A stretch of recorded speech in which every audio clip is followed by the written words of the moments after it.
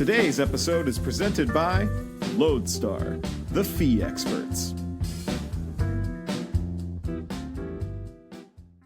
Hi, everyone, and welcome back to Lending Leaders. My name is Alayna Gardner, AMP, and this week, to close out our season, I am joined once again by our co-founders, Jim Paolino and David Spektor. Welcome back to the podcast. I would welcome Jim, but Dave's really the guest here. Hello. The guest of honor. So as we start off, I know the last time we recorded one of these was about 6 months ago. A little bit less. What do you think the biggest changes that have happened with LodeStar in the last few months have been? In terms of macro environment, I think that's been the biggest change that we've been kind of tracking and watching. It's a difficult industry time for everyone, right? And there's some policy decisions that are really playing into how the market's moving. So, yeah. We have daily updates like, oh no, what's going on? What's changed? More tariffs, less tariffs. Where are we going with this? Yeah, the amount of uncertainty is through the roof now, especially even compared to 6 months ago. 100%, yeah. And we all know how much small businesses love uncertainty. It's a double-edged sword. There's a lot you can thrive in these cases too, but you just have to, kind of control what you can control and look at the factors that are in your control and also the things that affect your business, because the majority of the news out there does not affect your business, right? And it's very tough to go down a rabbit hole of this is going to hurt this is going to hurt this, what's going on right now. But, I think we've been good at staying focused on what can we control, which is our client usage, bringing in new clients, retaining our clients. And that has been going very, very. And I think we've seen that when there's the worst macro environments, if you can survive, if you can get through to the other end, you'll have the best kind of environment afterwards, because usually rates go down after that. There's less competition, you start heating back up. So everyone starts jumping back, the money starts jumping back in. So you just got to survive. Yeah, no one in their right mind is getting into mortgage right now. So says a man who started a title company last year. Exactly. Yeah.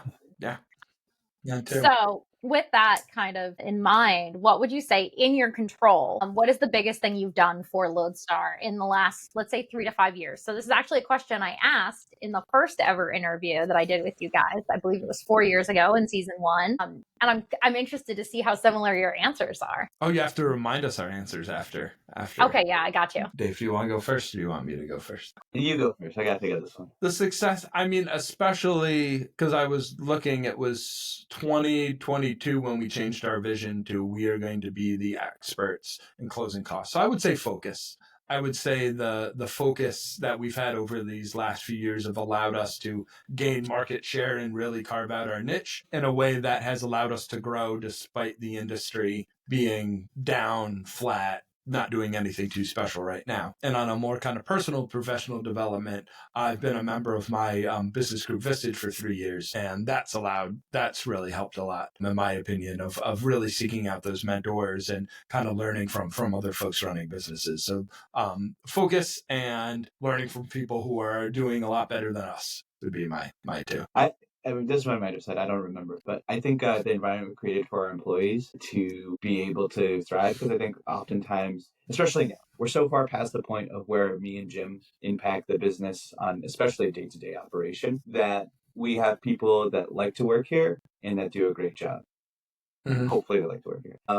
And we've had very high retention. People love to stay here. People do a great job because we see the responses from our clients. And without that, I don't think any of this would be possible. I think really me and Jim are probably the weakest ones here. So it's really thanks to our employees. And what we've done is basically just create an environment in which they can thrive in. At the very least, we're the bottlenecks. Maybe not the weakest ones, but we're definitely the bottlenecks. So Dave and I have a weekly call. We try to do it Monday mornings. We call it the meeting of the minds that started during COVID. And Dave was saying today on the call, we've got unlucky a lot when we were talking about it. So that was one thing that I thought is fitting to this conversation. Yeah. I think if you're lucky and in the right position, that's how you capitalize, right? Because everyone gets about the same amount of luck. It'll just get distributed. And you need to have certain things to be in the right position, so you can be lucky there as well. But if you can position yourself and get that luck at the right time, it all combines. That's where you really thrive. So, Alayna, what were our answers 4 years ago? 4 years ago. So Dave's answer specifically was about clients love us, so they leave us and they bring us to other organizations that they might be in and all of that. which was starting to happen for us then, but happens a lot more now. And I honestly, Dave's answer overshadowed yours for me, Jim. So I don't remember it. Number one. I thought I was like looking and I was like, we didn't put subtitles on our videos because otherwise I would have watched it very quickly. But back then we didn't subtitle our content. So that's fair. No, well, good. Happy to be overshadowed by Dave.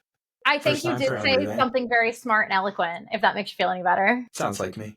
Yeah. Sounds like you. 100%. Yeah.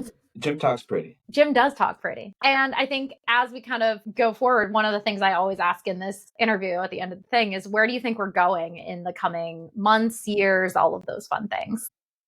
So how we started this off, right? Uncertainty is the biggest thing right now. Yeah. So it's difficult to say, but to that later point where we talked about luck and being in the right position, we kind of have to keep moving forwards until something really drastically changes and we can't. So we want to keep looking to grow our clients, our services, our customer success reputation. I think that's what we'll keep doing, keep following the concentric circles.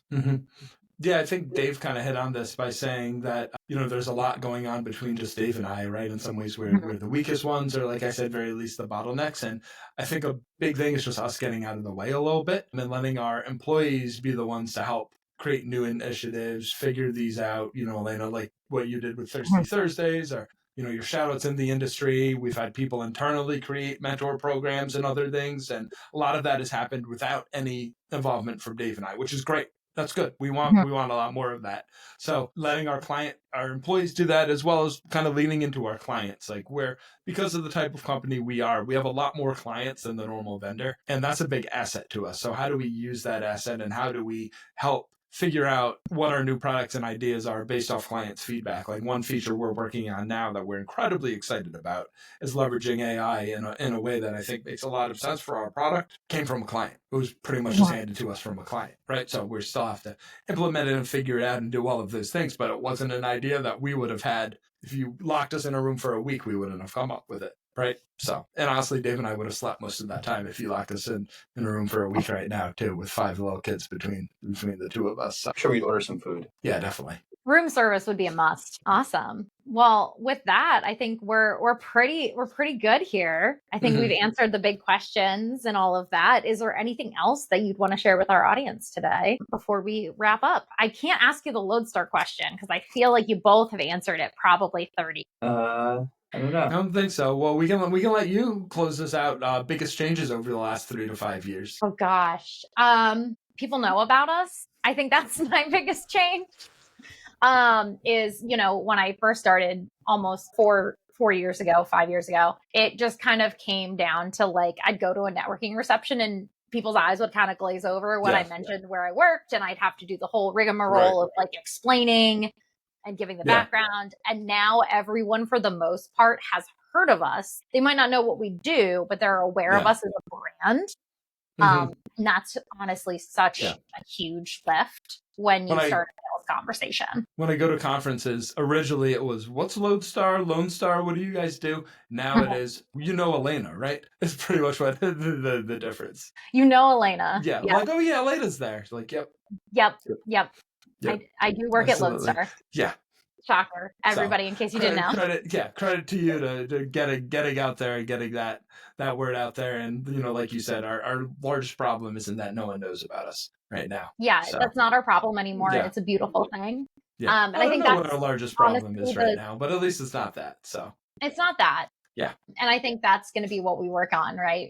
For the next 5 years is what is next, right? And answering that question and figuring that out, because it's definitely a pivot to go from brand awareness to a different type of marketing and sales and all of that. But we get to do that full game again, though, with Settlewise, which as we close up here, we will be having a full summer of Settlewise again this summer. So we're going to tell you all about where our title agency is going, where we've come in the last year since we talked to you about Settlewise last year. So Jim and I will be hanging out.